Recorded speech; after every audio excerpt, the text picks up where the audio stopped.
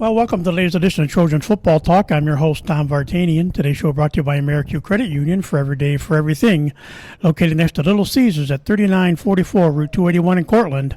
By the Cortland Voice, the exclusive media partner of Trojans Football Talk. For all your local news and sports in Cortland County, at no cost to you, check out CortlandVoice.com. By the Royal Auto Group on Route 281 in Cortland, the home of no hassle, no razzle-dazzle. Check them out at RoyalAutoGroup.com. By Yeaman Real Estate at the entrance to Yeaman Park off I-81, exit 11 in Cortland. By DJ Philly C. Make your wedding, party, or event extra special with the best DJ in the area. Contact DJ Philly C at 607-745-4346. And joining us now for our newest sponsor to both Trojan Football Talk and on the TV and the net site as well, we want to welcome Nikki C's Hometown Pizzeria and Meatball Sub on Route 281 next to Hobo's in Homer. Find us online for fast, secure ordering or call 607-749-5300. They have a unique menu with dietary-specific options. Nikki C's, your grab-and-go specialists. Well, we head back not too far, just recent memories for us. He's a 2008 graduate of Homer School. He's on to college playing lacrosse now, but we're going to talk football, of course, with him today. And, of course, he is the member. In fact, he was the quarterback for the final in our series where we did 5 of the sectional championship teams. He was a member of that 2017 championship team. So welcome on today, Tucker O'Donnell. How you doing, Tom? Thank you for having me. It was good to have you. Like I said, you were one of those I was hoping to catch up with before you headed back to college and stuff. And it's an interesting journey. Like you said, you guys are the last. We're laughing now. We're starting this 2001 season. It'll be 4 years since the team actually got a sectional title. They've had a couple decent years, and who knows what this past spring would have been. 3 wins, then that was all they got in because of the way the schedule is. Set up last year, just the way COVID and everything, but. You think about that back now. It's only been 4 years, but what do you remember now? Just thinking back to that championship season. Well, I mean, looking back on it, it was a great year. Great group of guys we had. They were that group. We'd been together since we were playing in Pee Wee football in 2nd grade and 3rd grade, all the way up through. It was a great group to play with, and it was really good that year. We lost to Kaz the year before, so it was very nice to get a little redemption there, and playing in the Dome is an unreal experience, and just happy to be a part of that squad. As you said, is that where you got your love for football starting up way back when you were playing small fry? Yeah, I think so. I was a Truxton kid, so I went to Hartnett Elementary School, so coming down in the fall every week for practice for small fry with all the kids that I ended up going to school with when I came down here for junior high, and meeting them early and kind of developing relationships and some good friendships really made the transition easier. And football was one of the main reasons why I met all those guys. So it was definitely, the love was born there, I would say. And how were those small fry days? Did you start out, like you said, you ended up being a quarterback and a defensive back, for the team back in the varsity days, but did you start out wanting to be a quarterback? I did not. When I first came down and was playing small fry, I was playing tailback. I guess when you come through Homer, that's what everybody wants to play, and I was playing tailback my first year and a little bit of fullback. Actually, I remember coming down. Zach Barber was on my first football team, first small fry team when I came down. Johnny Horner was on the team as well, and we were all kind of mismatched. Barber played quarterback for a little bit. Johnny played fullback. Johnny played a little line. I played some fullback. I played some tailback. So it was not where I started, but I'm pretty happy where I ended playing quarterback. So was it when you moved over to the junior high, moved up to the junior high ranks, is that kind of where you started playing quarterback? I actually started playing the year before junior high. 6th grade, I was there. Maybe 5th, somewhere down there. It was right before junior high, but once I made the transition, I didn't go back.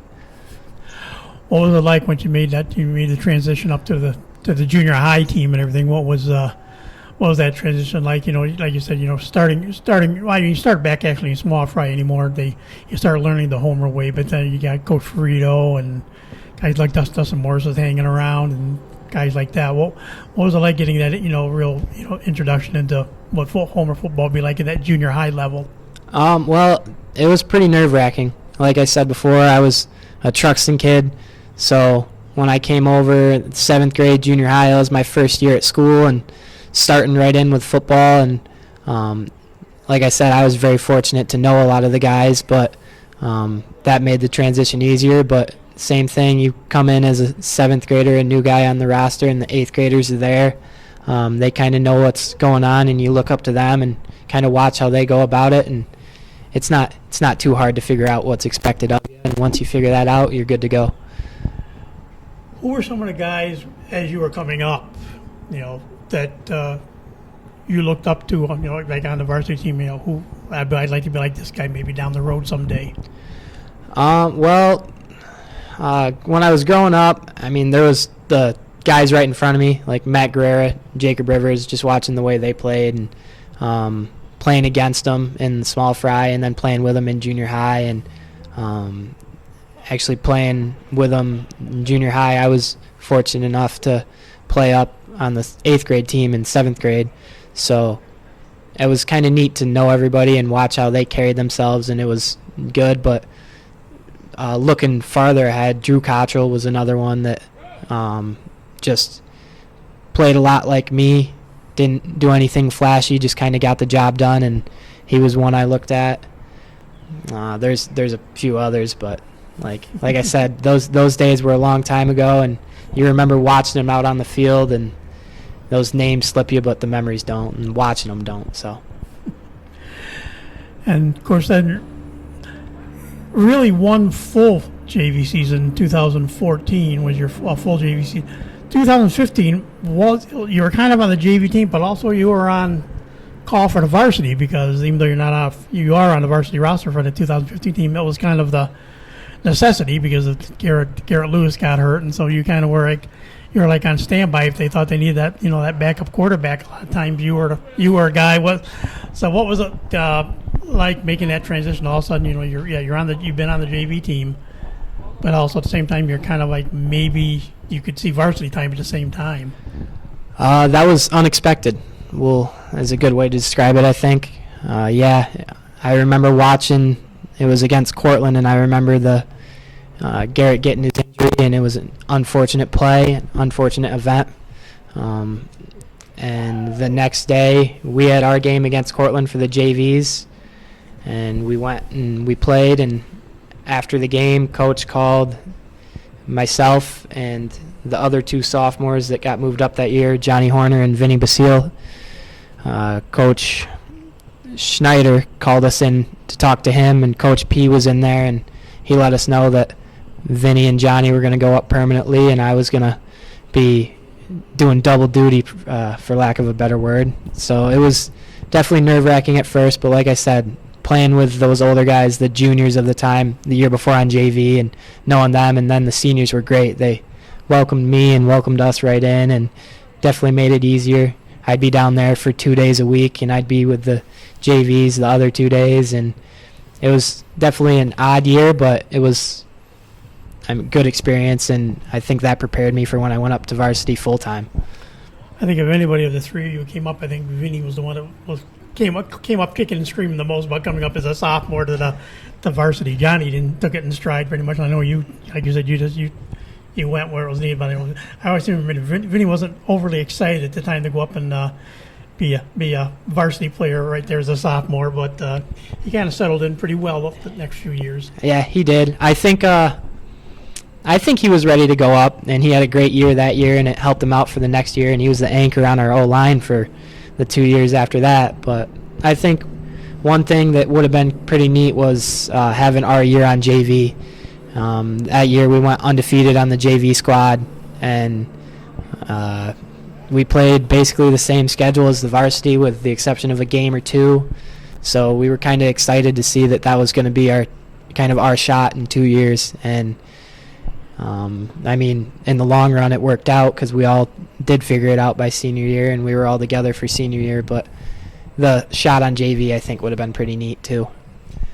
And of course, that where you're shuttled as well as the JV team played. The varsity went 6-1, and in the B West division, and they were 7-2 overall. And picked up a win in sectionals, lost in the quarterfinal, lost in the semifinals up at Fayetteville Manly. They played, of course, one of the nemesis many times of Homer in sectionals was a 17-10 loss there to VVS in the semifinals.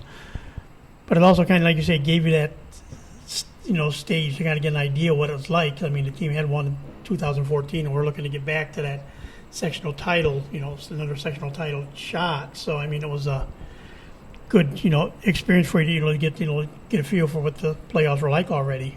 Yeah, exactly. It was just watching that game develop, seeing the intensity level rise for varsity playoff football and playoff football in general was a good wake-up call. I think, like I said, I didn't have any game experience in that game, but just watching it unfold and a couple plays here or there go our way or go differently, a little bit differently. We're playing in the Dome that year too, so we would have had another shot at it. But that was a tough experience. It was a tough bus ride home. That was my first season-ending loss, a game where you got back on the bus and you didn't end on your own terms. It wasn't the last game of the season like it was in junior high or JV. If you won, you could have kept going, and that was definitely a kind of first time I had to swallow that tough pill. And of course, that was a solid year. That was Ryan Wainwright led the team that year, 1,300 yards plus rushing. Matt Guerrero and Dylan Williams-Bachman each had 34 carries. DWB, as everybody like to call him, he was the latest incarnation of a guy who could do a little bit of everything. He could carry the ball. He was leading receiver with 13 catches for 254 yards. He was just a special athlete. I mean, it was his senior year, but he was one of those jack of all trade guys. Yeah, definitely. Those guys, Ryan running the ball, a tough act to follow with Alec Bush was the year before. That was Bushy's senior year, but Ryan had a great year. Matt stepped in and helped out where he needed to.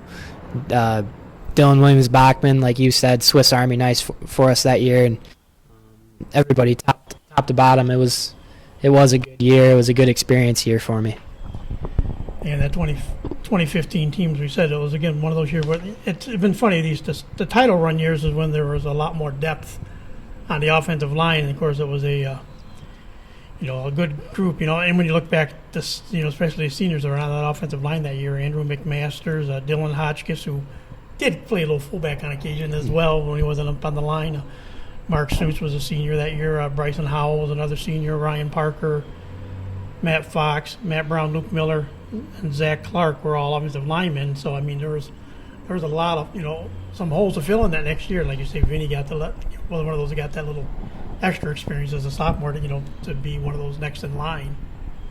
Yeah, for sure. They had a lot of big men up front, and I remember showing up to practice, and they were pretty deep because I would play with the scout team during practice, and it was a lot of good men up front, and a lot of people left, so there was some holes to fill for the next year. But basically, like every year in Homer football, people step up and figure out a way to get the job done, and that was no different for the next year. And that kind of served as a springboard for Jacob Rivers. Like we said, all of a sudden with Garrett getting hurt, he got thrust into the starting spot at quarterback, and had a very nice year, which just set the table for the following year as well. The 2016 team, another good run. This time did reach the sectional finals. Of course, you're part again. We call it now the most interesting, probably one of the most interesting Cortland Homer games ever. You were part of that. That team went 8-2 in the season, but it opened up with it was a non-league win that year because Cortland was up in I think the A's that year, but opened up with that exciting 9-3 overtime win at Cortland. Yeah, that was a fun one. I think, that was a fun one. It was a lot of fun to play in. I've heard multiple people who were there watching the game say it might not have been the most fun to watch, defensive struggle, but no, it was a lot of fun. It was a gut check to start the year. That kind of woke us up, and we followed that up the next game, laid a goose egg against Marcellus, and took our first loss for this year. And that really, those two games woke us up, I think, for the rest of the year. And the Cortland game, that was an experience in its own right. I was playing defense that year, and that was my first varsity game experience against our rivals down the road. So it was a lot of fun, and like I said, it was a good wake-up call. Yeah, like I said, the next week was the home opener, and that was that 37-29 loss to Marcellus at home. But again, that was one of those could have gone either way. 8-point games, it was a touchdown and a 2-point conversion. So it was just one of those kind of like one of the typical Marcellus battles. They always they weren't like low-scoring battles. They always seemed to be a little bit higher-scoring battles. But again, like you said, it kind of got you guys on. It kind of was the wake-up call that set you guys off at that point down on a 7-game winning streak after that. Yeah, for sure. Those are the types of games that you like to have early in the year where it doesn't have to be a finished product. We didn't go home and sulk after that loss. We took the loss and took it on the chin and had to keep going and go to work the next week and had an opportunity to bounce back. So I think that's football. You win some, you lose some. And again, the third game in was on the road again at the Skinny Atlas, and again, the third straight close game, 22-15, but that was the win, and that started the winning streak, and after that it was a win over Solvay, easily 55-42, 21-0 shutout of West Hill at the time. Chittenango was a 26-0 win, and then the home game against the home finale in the regular season against Syracuse Institute of Technology with a 34-6 win, so it kind of felt like you guys built momentum as you went through the rest of the regular season. Yes, for sure. And playing that Skinny Atlas team, that was their young team before.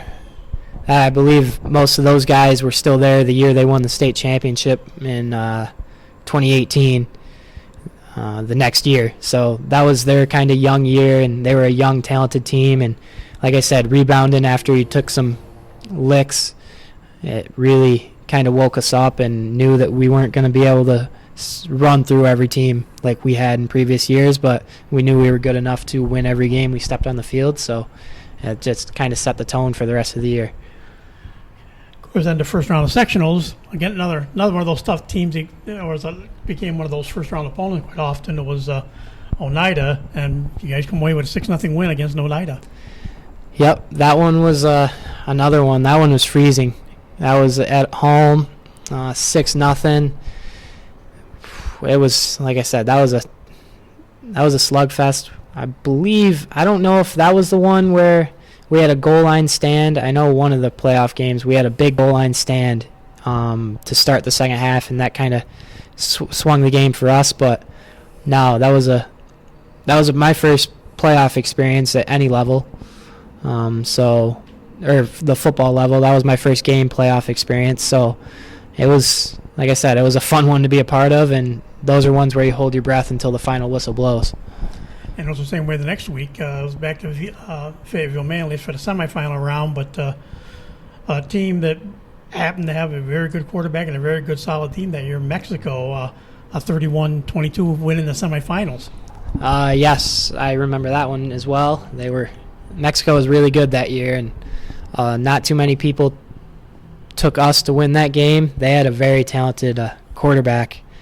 I believe his name was Turo, and he was one of those players where you almost just hope to contain versus you knew he was going to get his. You knew it was going to be really hard to stop, but as long as we could keep him contained and just stick to our game plan, we knew we had a shot, and it worked out for us. And, of course, then it's the you win one, we win one. This is a return to the Dome, and again, it was Casanova. Yeah, Homer had won in 2014, and this time it was they always seem to be a little testy after they lost the year before. Cavs they came back and won fairly easily, 31-7 in the Dome that year. What was it like that first trip inside the Dome for a game for you? It was an experience. It's different playing in there. The atmosphere is different. It was. Like I said, it was something I'd never experienced before, being down there, being in the Dome, looking up in the stands and looking up and seeing the Dome above you. But I like to think we tried to put that away the best we could. And that year, Kaz was very talented. Kaz had a great year that year, and we lost a game that we probably could have kept a little bit closer. if we executed a little bit better here or there, it could have swung our way, but Cazenovia was very talented that year. And of course, that was you're like you said, you were the backup. That was Jacob's second year. Of course, he threw for 678 yards, and of course, it was coming out for the latest of the clan of tailbacks, Johnny Horner, one of those juniors. He ran for just over 1,000 yards, and so he got his feet wet there. When you think of, I think not the more I've talked to guys, you think he wasn't the offensive threat that his brother was. He was more of a defensive monster. But Kevin Bush was second rusher on the team, 122 yards and 122 carries. For 637 yards, and then of course a couple of seniors, Matt Guerrero there, and of course Jacob not only threw for 678 yards, he ran for another 193 yards on the season. So it was a good balance there. And then of course that was another guy coming out, really Dante Iacobone at the tight end position, led the team with 24 catches for 295 yards. And of course we talked a little bit earlier there about the first jack of all trades there. And now we had Matt Guerrero. He was another one. He could run the ball. He was number 2 in receiving, 8 catches for 233 yards, and he'd return kickoffs, he'd return punts, and Matt, another one of those very versatile players. Yeah, for sure. We had a good group of juniors and seniors who saw a lot of playing time that year. A lot of guys, both offensive and defensively, that played big roles for us. Johnny had a great year. He first year being the kind of number 1 back. Having that varsity experience the year before, I think, really helped him. He knew what he was getting into, kind of knew what a varsity game was going to feel like afterwards. Kevin Bushy, he stepped up for us. We kind of were missing that second back, the kind of 2-punch, and Kevin played very well both sides of the ball for us. Had a great year running the ball, had a great year on defense, and then, like you said, Matt did everything for us, returned punts, covered the other team's number 1 receiver, caught deep passes. It was, like I said, and then Dante, both sides of the ball as well, playing middle linebacker, catching passes, blocking. It was a good year. Everybody contributed, and it was a good combo of older guys and younger guys.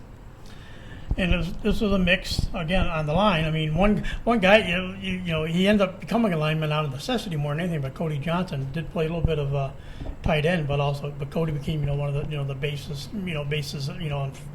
starters there on the offensive line. And you had the junior class included Vinny Basile again back for his first year. Stephen Walter was a junior that year. Chris DeLonge, Thomas Spinner, who we go into the long haul story about. We can, because it'll be the next season, we get to talk about the Goon Spoon a little bit, just because Coach Wynn can never get his name right. But Austin Mattias was the junior that year. Parker Thomas, Hunter O'Gorman, and Anthony Parker were juniors. And, of course, it was a young sophomore in that line that came up for the first time was Damian Hoyt. And then, of course, the guys who helped set the table, of course, you had the seniors. Jack Walter played both in the backfield as well, played some offensive line when was needed. Reno Gaffney, another senior. Luke Sears wrapping up his outstanding career as a lineman this season, along with Nate Pettit. And Brandon Aylesworth came back and played football for his senior season and filled into line. So, it was a good size and a very talented offensive line you guys had that year, too. Yes, it was. Those guys, they did great, both sides of the ball, offense, defense. Like I said before, for the skill positions, there was a good combo of older and younger guys, people stepping up. And it was a battle every day in practice, and that really helped us, I think, for a lot of the games. And those guys, they do the dirty work. They don't get a lot of write-ups in the paper, but everybody who plays Homer football knows what they mean to the team, and that year it was no different than any other. We kind of talked about that group, like we said, when it became, Spoon's Goon Platoon. We can name them that. And, but this was a stretch even from that 2014 team on up to your senior, the 2017 team here. That really some of the backups were almost as good as the starters in a lot of cases, and it was that backup group that really, made this team so successful over this 3-year run. Yes, for sure, 100%. The scout team is just as, if not more important than a lot of the people who see reps on game day, they give us a great look. They gave us a great look every day, day in and day out. And like you said, Coach Wooden gave them their own little name, and they ran with it, and they embraced it, and they loved it, and we all loved it. And it was great to have something to bring everybody for, and it was a good year, that senior year. And then 2017, you were the quarterback. You were the starter as a senior. Completed 50% of your passes, 51 for 102 yards, 690 yards total, 14 touchdown passes again, and so you had the offense on, as far as you throwing the ball, and of course it was Johnny Horner leading the way with 1,385 yards. Lars Roos is one of the seniors on the team. He ran for 579 yards. Charles Lyons made his debut as a junior, had 230 yards. A couple more seniors, Zach Barber, like you said, and Krillin Drake, guys you came up with, were part of that rushing attack. And then on the receiving side, again, it was, they were all seniors, but they were all solid. Dante Yacomo led the team with 277 yards receiving with 17 catches and 4 touchdowns. You had Zach Barber with 14 catches, 122 yards and a touchdown, and Dominic Natalie, 9 catches, 193 yards and another 4 touchdowns among that group right there. And even Stephen Walter came in with 3 catches, 51 yards, and had a couple touchdowns. And another guy you kind of just quietly went through the season, but just did a little bit of everything, but was good at it, was Justin Wainwright. He had 3 catches for 24 yards and had a couple touchdowns as well. So I mean, it was a lot of depth on that offensive side as far as guys that could that you had to work with. Yeah, for sure. That, like I said, a lot of those guys we started in small fry together, worked our way up. Dante, playing tight end the year before, had a great year, and he followed that up. Had a couple guys that switched positions for that senior year. Lars Roos, he was receiver junior year and made the switch to tailback, and he was a great number 2 option for us. Charles Lyons was a young guy in there getting reps. Johnny did what Johnny does. Had another great year. Barber got the experience the year before being the starter and really came back strong. Dom Natalie being our Swiss Army knife and had a good year. Steven was an O-lineman for a lot of his career and stepped up and when we needed a second tight end and had a great year. Top to bottom, it was a good year, a good group, and yeah, we played well together. And of course, as we said, a lot of these guys became seniors that year. As far as the depth of linemen. Another guy that really played better on defense side was listed as a wide receiver, but really or was listed as a running back, but really stood out a linebacker more was Nick Parker. Yep. Nick Parker, he played well. He was one of our core linebackers of the senior year. Him, Dante, and Charles Lyons on the inside, and I know Gabe Klein saw some reps there, but they were a good group there in the middle of our defense. And again, the offensive line, as we said, this is a group it became that started out young and just developed over those 2 or 3 years in some cases. Seniors out there, Chris DeLange was one of the seniors, Tommy Spinner, a senior, Lucas Sweetan came up there, like 6'4", 310 linemen to have around.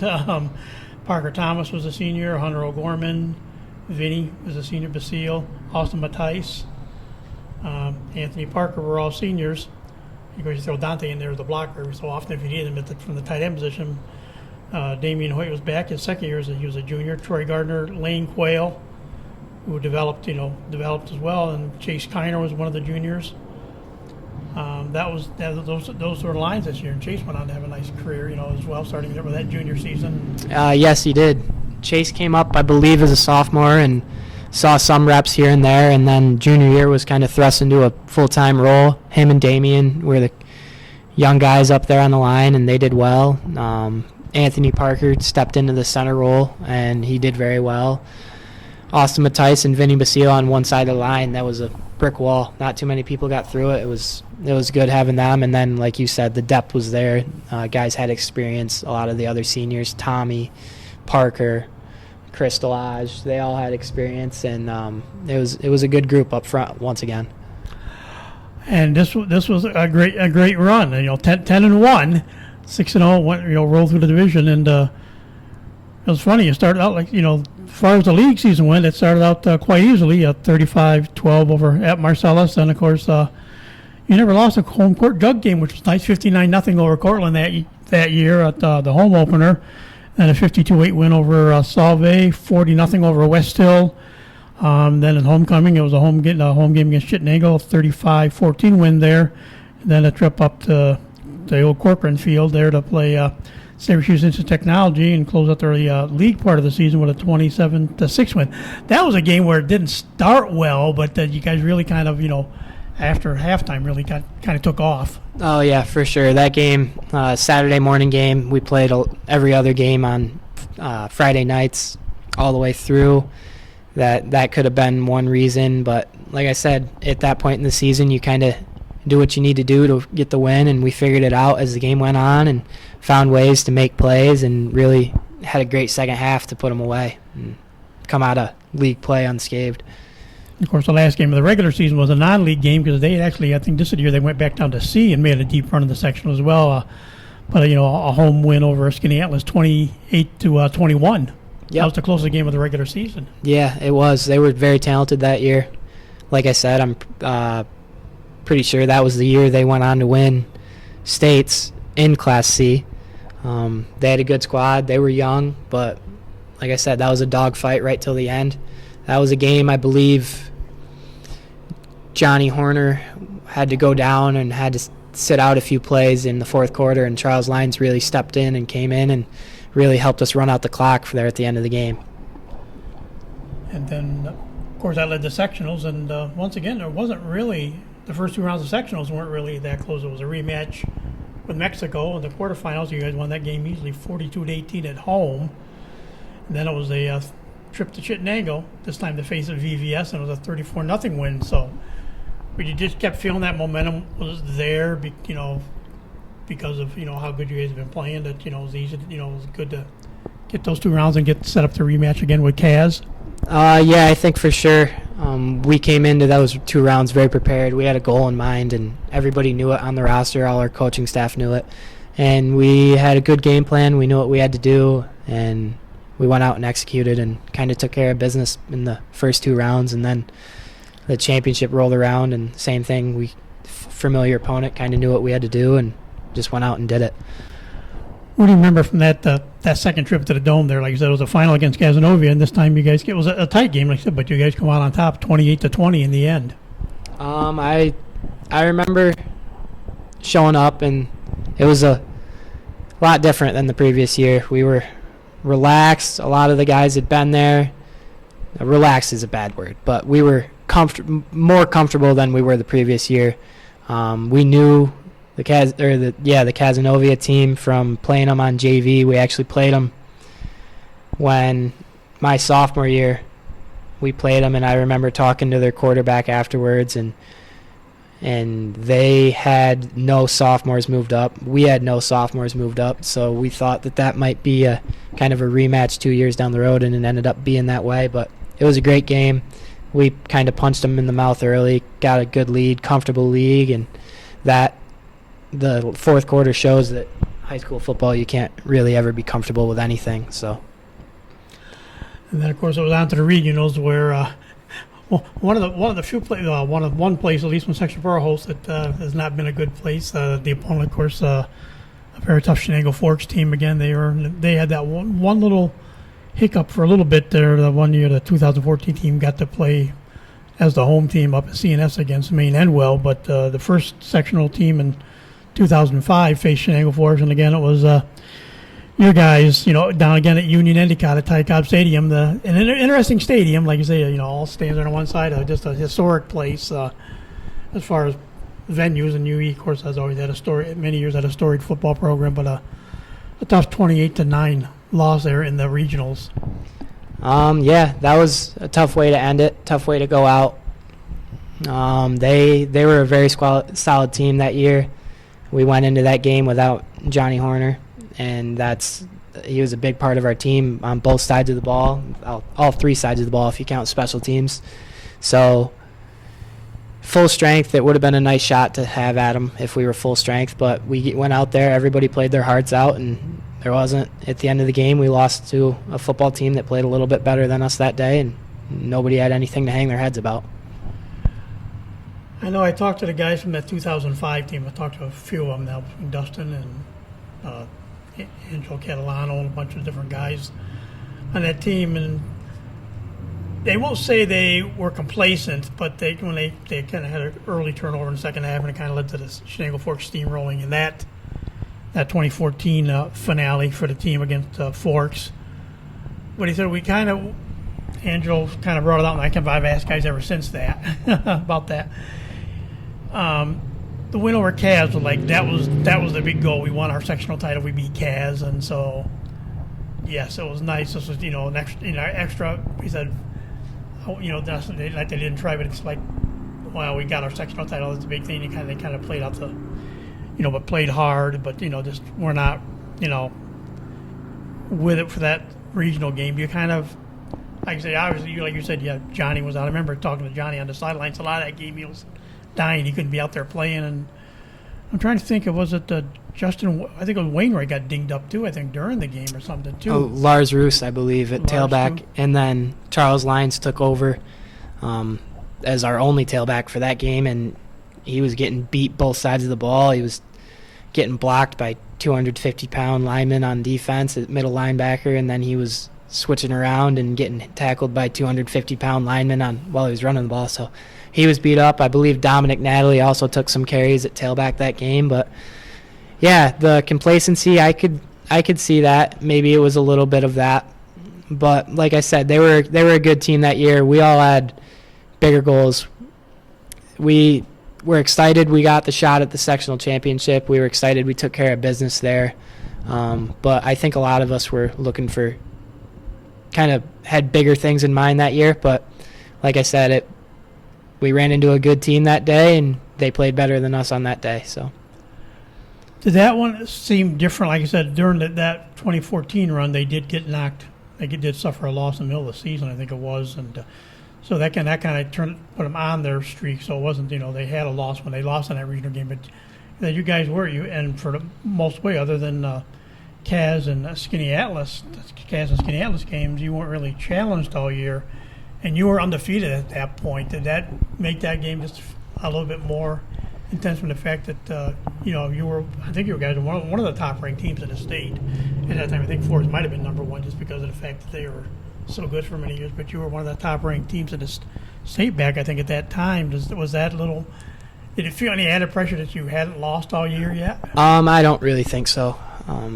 That's my personal opinion on it. I think if maybe some other guys would feel a little different, but once you get to a certain point in the season, really once sectional playoffs start, you're either going home with one loss on your schedule, or you're going to be going home with 0 and you're going to have a state championship ring. And I don't think it really affected anybody's mindset going into the games. It was, like I said, it was just a tough way to go out, but that's how football goes sometimes.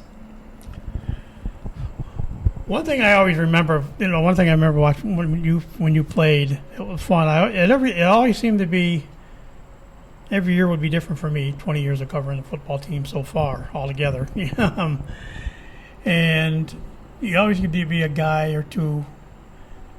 You get them to talk, and maybe they talk to this and that, and get over it. You became that guy, though, for the 2 years. It seemed like whether it was a win, no matter what sport it was, whether it was a win or a loss, you were a guy. You're like a go-to guy for me. I'd come and you would always, it wouldn't be like, oh yeah, we knew we kicked their butts or something. You were always very focused, but you were always that go-to guy that was level-headed and knew how to, talk to the media. Well, thank you. I can't take the credit for that. That's my family being the way I was brought up, but also the friends around. I know I had a lot of good friends that could go and they could talk to the media, and just watching them do it and listening to them talk, there was a lot of things to watch, and you learn how to do stuff like that. But the respect aspect, we would go out there every week and we would play against a team that they were always coming to play and play hard. So that was just something, even though we might have beat them by quite a margin. We always knew that, and I think as a team we knew that. Of course, as far as the coaching staff, of course, everybody knows Coach P. Just Eveready Bunny, just is always going and those kind of. What was it like working with Tom Cottrell? You know, he was the offensive coordinator. You know, much more intense than I think in Coach P. Coach Whitten could be intense, but also was kind of the father figure, kind of was laid back at times. But you know, how was that? You know, the dynamic working with Coach Cottrell. You know, as far as coming up with ideas. Sometimes if you had to come up with something on the offensive side of the ball. Well, it was a good relationship. He listened to all of us, every position, not just me. But I mean, I talked to him quite a bit, and I had to go through him for the plays. And like I said, it was a good relationship. They wouldn't take all of our trick plays or all of our gimmick plays, but they did take some of them. So, like I said, it was a lot of fun. Coach Kotz found ways to make the offensive practice. I mean, at any level, at any sport, you got to find ways to make the same old reps feel interesting. And all our coaches found ways to do that. Coach Kotz did as well. So, like I said, it was a good relationship. I would think all our entire grade had a good relationship with our coaching staff, and they were great leaders. They taught us how to be young men, and it was a good group to come through with. I know, like we joked about Vinny not wanting to come up that sophomore year. But I remember Vinny also. I believe he wanted to be a fullback. He didn't want to really be a lineman anyways. I don't know if that's just he just didn't want to follow in the footsteps of his brothers or his brother, not Anthony, but who of course was an all-state lineman, a few years earlier. But well, like you said, but Vinny ended up relishing this lineman's role, and like his brother, he became a very solid, stalwart lineman for those years, with you. Yeah, he did for sure. I think every kid coming through Homer football wants to play tailback at some point, or wants to be in the backfield and have the shot, to have their ball in their hands. But Vin, he was an anchor up front for us, and he I think deep down he knew that, and he knew we needed him up there. And he did, I believe, my sophomore year, when myself and him were up and Johnny were up, he watched Dylan Hotchkiss do it. Dylan Hotchkiss was a lineman and then switched to fullback for a little bit of the year. So I think he saw that and thought that he would have a good shot at it, and he did. He got some reps junior and senior year where he would wear non-lineman number, and he'd get some reps in practice. But when it came down to it, we needed him up front, and he was a great lineman for us. I believe he was second team All-State or high teams All-State senior year, so he really had a great career for us up front. And as much as we talked about, what you brought the offensive side, you were comfortable on defense as well. I mean, your junior year, you had 2 interceptions on the year. That was second only to Matt Guerrero, who had 6 that season. Team had 11 on the year. You had 2 of them, though. But then your senior year, though, you led the team in interceptions. There's only 8 all season this year, not as many interceptions, but you had half of them. You had 4 of them, and Dante had 3 more of them, and one of them he took back for a touchdown. So, well, playing quarterback, did that make it easier to kind of play, the secondary for you? I don't know if it was playing quarterback. I'm thinking it was more, for me personally, playing defense my junior year.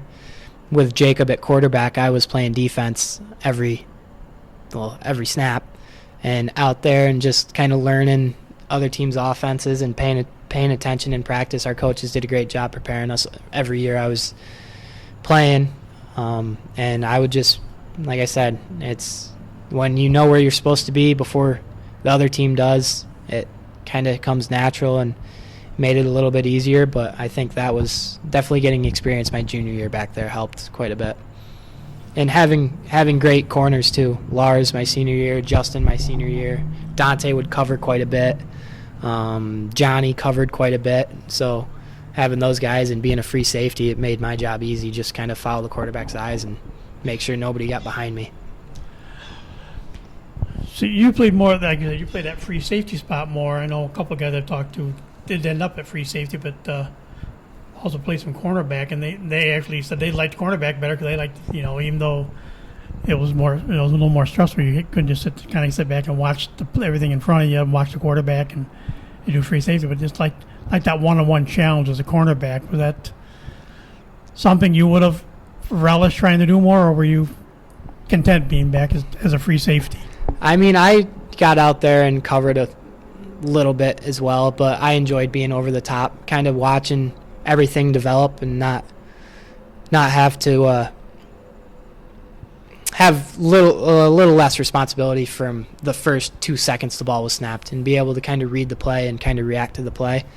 I think that was a lot more my style of play, but like I said, I covered every now and then, and like you said, you just try to, the one-on-one challenge, you just try to not let them get behind you and hope you can make a play on the ball when you get the opportunity to. So you said coming up, you were the guy, you had the guys in front of you that were role models and everything for you as far as when you were coming up.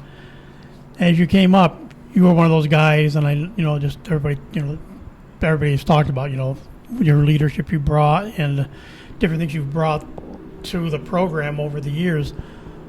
When you got up there and became like one of those guys, what was it like, passing on some knowledge on, like you guys would work with the small fry guys every once in a while, and then every one of them would latch on to somebody at times, a couple of 30 kids. What was it like being able to give back that way with the kids, the younger kids again? I mean, the Homer program's great, top to bottom. We have our youth day, we have our youth camp, and Coach P really gets all those young guys involved, and we have our youth night where the younger guys come out, they make the tunnel before the game, and we run through it.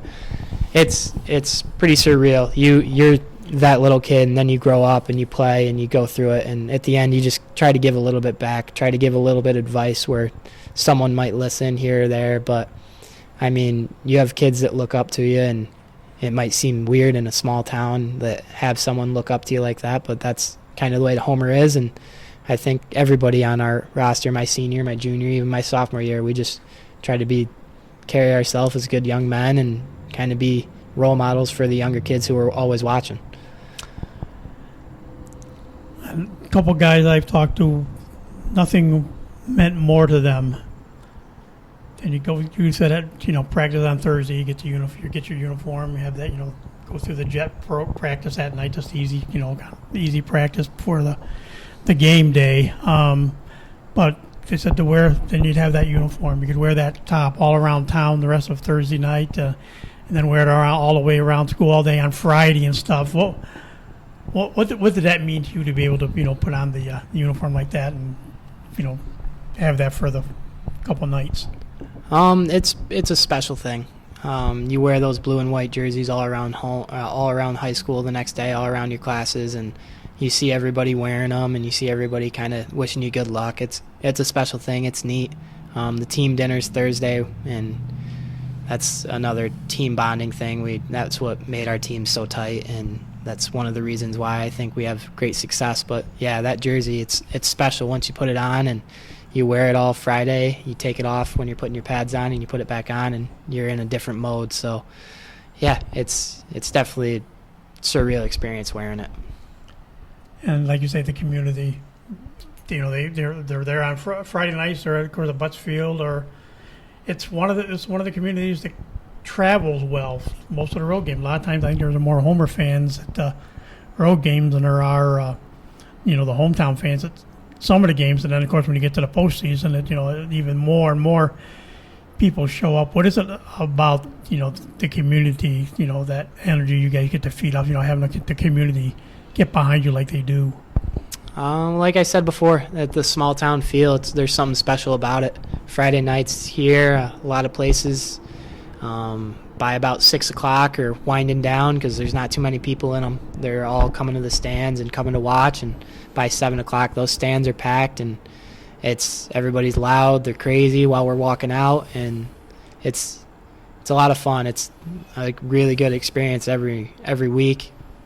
Travel wise, like you said, we travel in pretty big numbers. It did feel like a lot of our games there was always more Homer fans, or at least the Homer fans were just as loud as the home fans. And flash forward, I guess when we were in that dome my senior year, walking out of the tunnel and looking up and seeing a whole side of the Carrier Dome packed, that was pretty neat, and that just shows kind of what football means to this community and how kind of it brings everybody together. It won't be long, and the 2021 season is going to be here. And what part of it I know is off season. The off season, there is an off season, but there's not an off season. There's the team camps and everything. Then the lifting and different things you guys do over the summer. What was it like, going through that to approach, that opening day of practice? I mean, it was the preseason.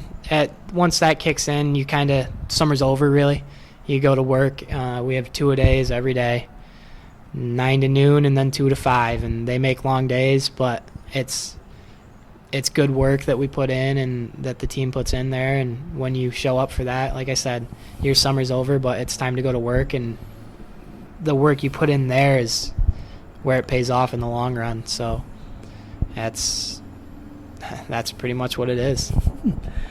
Do you feel a little bit more excitement once August hits and the days count down to where you're going to finally get out on the field and start practicing again? Yes, for sure. Once August hits, you got about 2 weeks, and then I think we always started about 2 weeks early and had our 2 weeks of 2-a-days. And once that starts and that rolls around, you kind of get excited for the year. And like any sport, the preseason can be long, but our coaching staff does a great way of breaking it up and kind of bringing in different things at different times, and it made it go by a lot faster. So yeah, once August rolls around, it's basically time to go to work.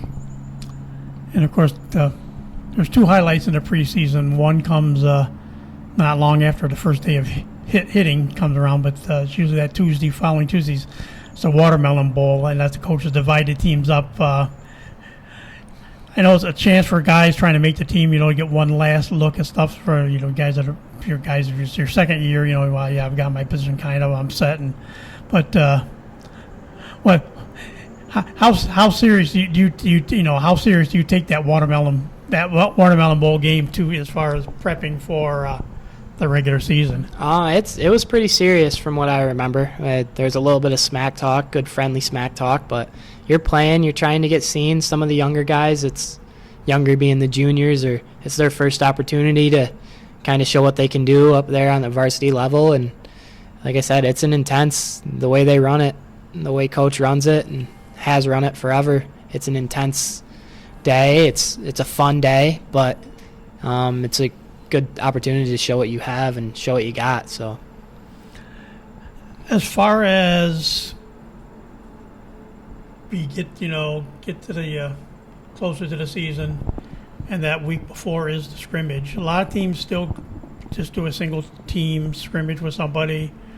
The way it was when I grew up, you had a scrimmage one day against somebody. But Homer, for 9 times out of 10, has been that unique situation where you do get to scrimmage against 3 other teams, and much more formatted the way it's run and everything. But you get 3 different opponents, which means 3 different styles possibly.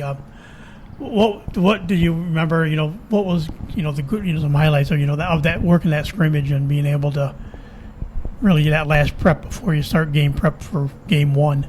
The scrimmage is always a good opportunity. Like I said, the Watermelon Bowl is a good time to show what you had, and the scrimmage is kind of time to show what you learned and show how you're able to adapt. Like you said, you played 3 different teams, or at least 2 different teams.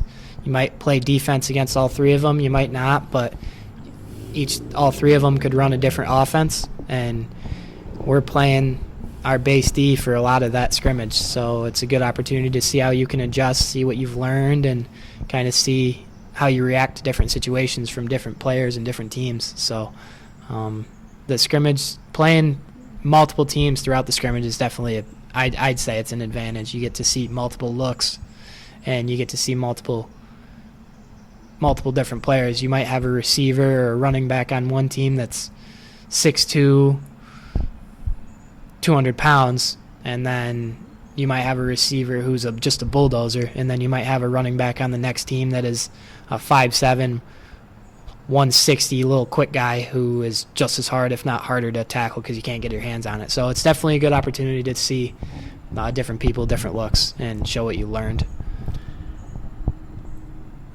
One thing that I mentioned earlier, everybody said, regardless, you were a leader on the field, leader on the sidelines. But what did it mean? You were one of the three. You, Johnny Horner, Zach Barber, you were captains your senior year. What did it mean to, be a captain for that senior season and that senior football team? It's a pretty big honor to be elected by your peers, by your teammates. It's definitely a big honor, but we had numerous guys, Vinny, Dante, Dominic, even Damien is a younger guy, Krillin Drake, Lars. We had numerous guys that could have been captains. And the title, I always just tried to be positive and stay positive with my teammates on the sideline, on the field, and stick together. And I think a lot of our group did that. And, yeah, being captain was a big honor, but it really was not that big a deal because, like I said, we were one big group when it came down to it. One thing that seems to be a trademark of Homer, too, every year you got possibly some sophomores that come up to the varsity along with, of course, the juniors come up. And, before you're one of those coming up and the seniors are passing down their advice and whatever they can to you. All of a sudden, when you're that senior and you get to do that, is that a part of really what makes the program so successful? Is it whether, like you say, it's pretty much every, you can go right down the list, almost every senior, if they're there mentoring the guys behind them, and you're next to the line to, start mentoring quarterbacks. Aaron Newcomb was one of them, and of course, coming along as well through that one was a younger Jacobone, Dylan Jacobone was coming along as well, even though I think he still was on JVs at that time. But what was what are kind of things you would mentor those quarterbacks coming up behind the guys that were going to be taking your place after you were gone? I think just the main thing that I always try to do is be positive, give them encouragement, and really answer any questions that they had. Encourage them to ask questions. That's how you learn, is by asking, and not just with the quarterbacks, but with any position across the field. All us older guys tried to be there and tried to offer our 2 cents when people wanted them, but at the end of the day, you just got to be positive and try to help them out where they need to and give them a little advice. But it's, like I said, it's not just one person mentoring one person. It's a group of people really kind of mentoring a group of people. So.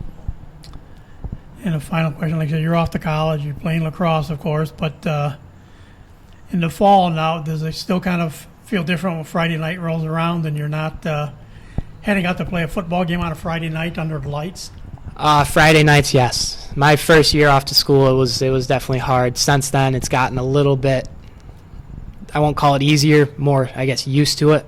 But it is, people tell stories about it and they listen about it, and you listen about it coming up through about how Friday nights, it's a pretty neat experience. High school football, there's not much like it. And, yeah, you miss those days, but it comes a time where everybody's got to move on to the next chapter, and I guess that's kind of what we got to do from here on out. Any regrets? Did you have offers to go on and play football in college, or was it lacrosse you really decided you wanted to do? I had decided kind of early that lacrosse was the way to go. Like I said, I loved high school football. I'm not so sure I would have loved college football, and it was a good way to go out loving high school football and under the Friday night lights. I knew there wasn't going to be anything like it, so I was looking elsewhere for my college sports. Okay. What advice would you like to pass down to younger players now that are coming up, and the guys that will be back this year, but even younger kids too looking to come up and play football? What advice could you pass down now as a former player? Have fun. That's the main thing. Find ways to have fun when you're working out, when you're practicing. Have fun, and know when to focus in, know when it's time to get serious. But if it's serious all the time and you're just it feels like you're going to work every day and not having some fun with it, that's when kind of things can go sideways for you. So definitely just have fun with the little things, have fun with the team, have fun with the coaches, and you'll be all right there. Well, Tucker, I want to thank you for taking time to talk to us today. Yeah, thank you for having me. I appreciate it. And that'll do it for this edition of Trojan Football Talk. Today's show brought to you by AmeriCU Credit Union, for every day, for everything. Located next to Little Caesars, 3944 Route 281 in Cortland. By the Cortland Voice, the exclusive media partner of Trojan Football Talk. For all your local news and sports in Cortland County at no cost to you, check out CortlandVoice.com. By the Royal Auto Group on Route 281 in Cortland, the home of no hassle, no razzle-dazzle. Check them out at RoyalAutoGroup.com. By Yeaman Real Estate at the entrance to Yeaman Park off I-81 exit 11 in Cortland. By DJ Philly C. Make your wedding, party, or event extra special with the best DJ in the area. Contact DJ Philly C at 607-745-4346. And again, by our newest sponsor, Nikki C's Hometown Pizzeria and Meatball Shop on Route 281 next to Hobo's in Homer. Find them online for fast, secure ordering or call 607-749-5300. They have a unique menu with dietary-specific options. Nikki C's, your grab-and-go specialists. So for my guest Tucker O'Donnell and yours truly, Tom Vartanian, thanks for listening, and we'll talk to you again soon.